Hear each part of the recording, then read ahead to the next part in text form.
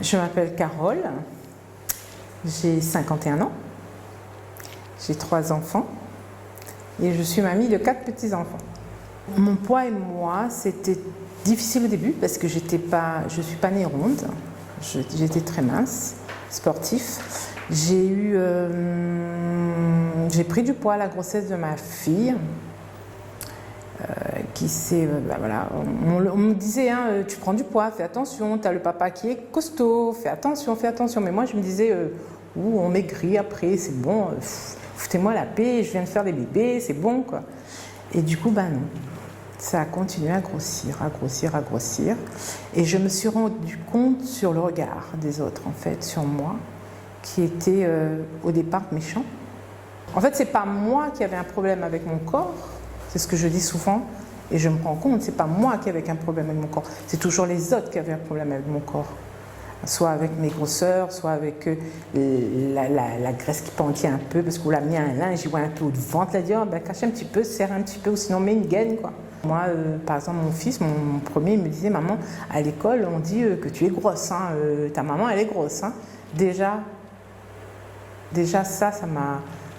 Je me suis interpellée, je me suis dit, ouais, mais c'est mon enfant aussi qui va continuer à le faire, il faut que je l'éduque en même temps, enfin, je l'éduque façon de dire en même temps que moi.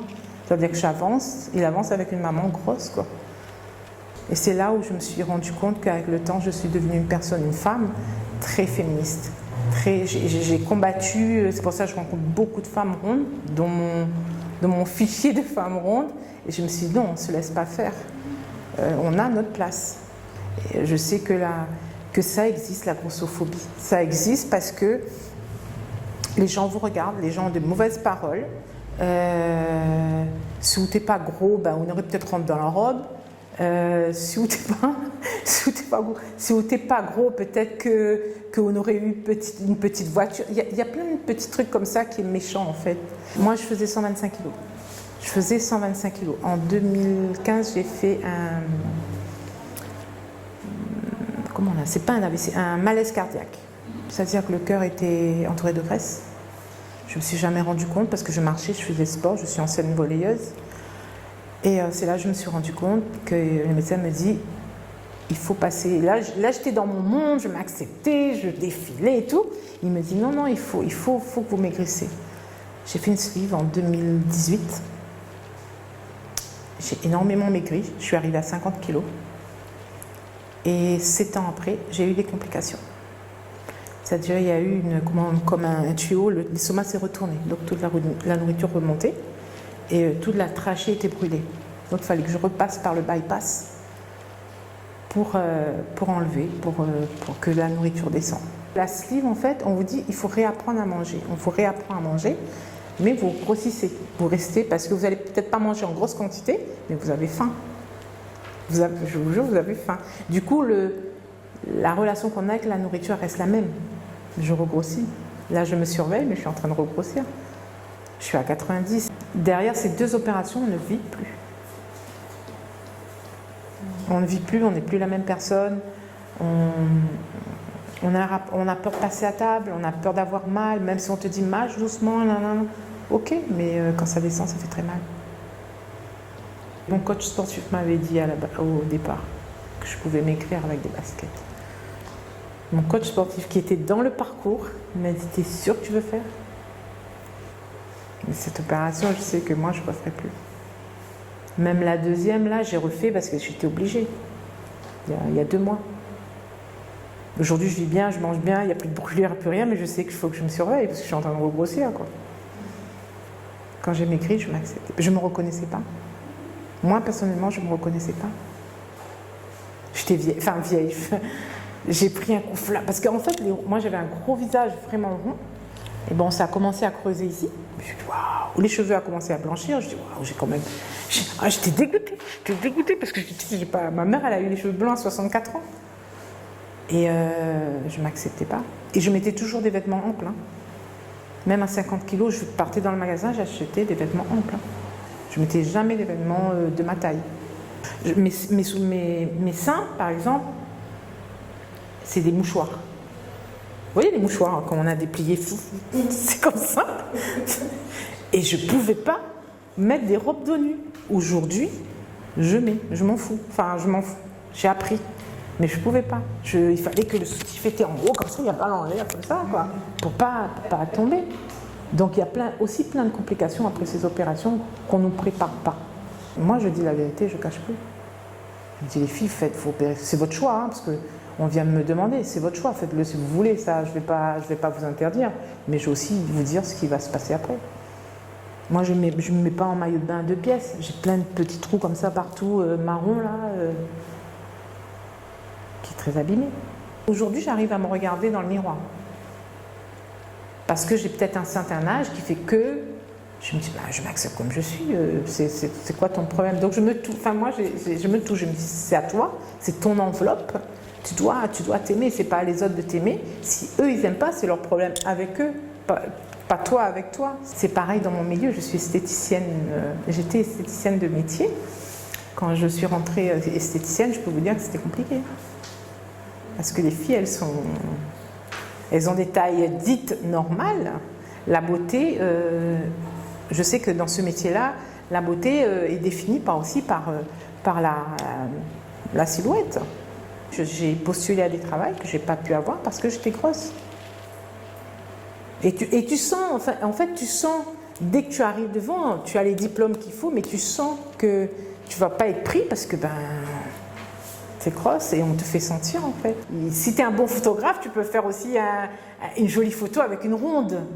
Donc désolé, c'est pas que voilà, ils vont pas venir ici à la Réunion. Je dis bien à la Réunion parce que je suis pas sortie d'ici. Donc à la Réunion, dans le métier de la mode, le photographe lui va le faire, il va photographier que des minces, que des minces, que des minces, et ils vont chercher que des minces.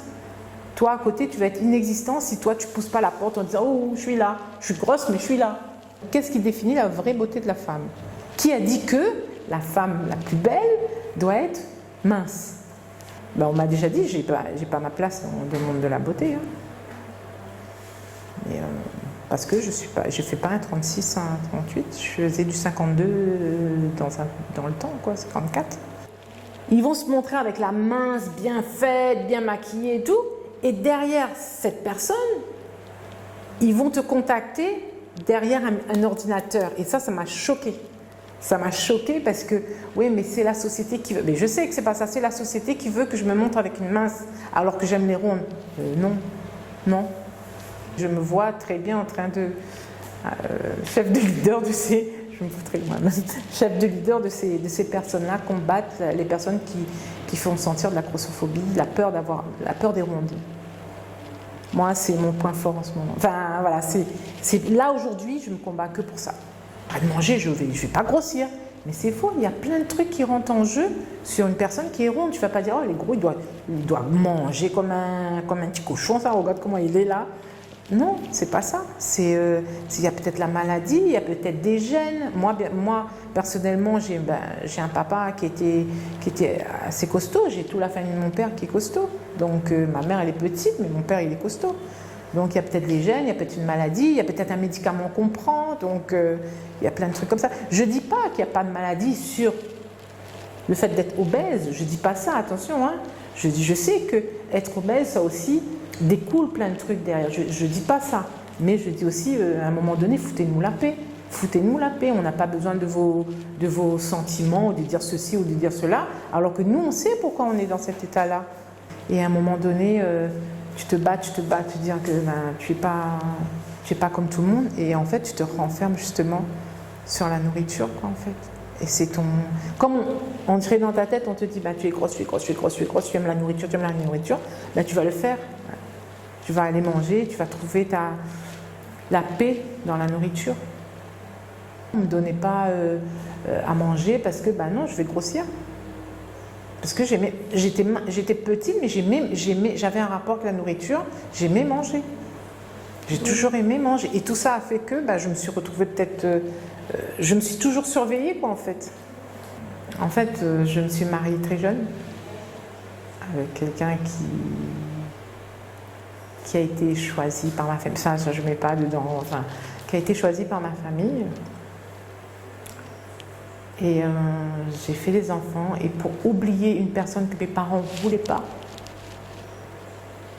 je pense que c'est ça qui a fait que.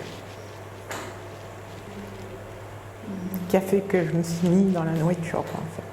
Cette personne n'était pas mauvaise, hein. Le père de mes enfants était une très belle personne. Mais je sais aussi que la nourriture que je mangeais me portait la paix. C'est toujours le vécu de la personne qui fait le rapport avec la nourriture. Parce que quand on est mal, quand j'étais mal, j'ouvrais le frigidaire même s'il n'y avait rien dedans. Et j'ai toujours eu... Quand j'étais mal, j'ouvrais. C'est comme acheter. Quand tu es mal, tu vas acheter des vêtements. Mais moi, c'était la nourriture, en fait. Je vis très bien ma vie à l'heure actuelle. C'est pour ça que je me bats aux côtés des femmes rondes pour leur dire on a notre place. On ne laisse, même pas, c'est pas une question de ronde ou pas, c'est l'humain. La femme en elle-même n'acceptait rien, en fait. Parce que moi, je sais que j'ai accepté beaucoup de choses pour faire plaisir. Arrêtez de montrer ce qui est faux. Arrêtez de montrer ce qui est faux, parce qu'en fait, c'est une pièce de théâtre que vous êtes en train de faire, en fait. Moi, j'appelle ça une pièce de théâtre géant.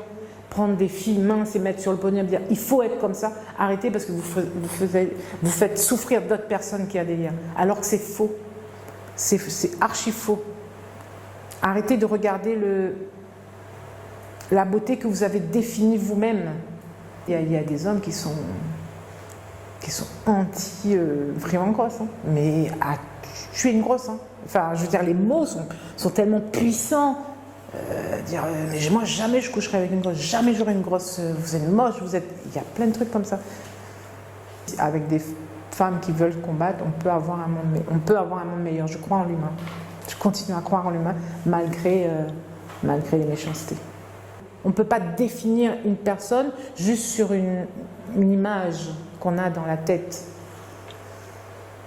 Il faut aller chercher ce qu'il y a de bon chez l'autre. Apprenez à connaître les gens grosses, noires, jaunes, enfin toutes couleurs, toutes formes, et après jugez si vous voulez. Moi, c'est là-dedans que ça se passe, c'est l'intelligence humaine, c'est pas le physique.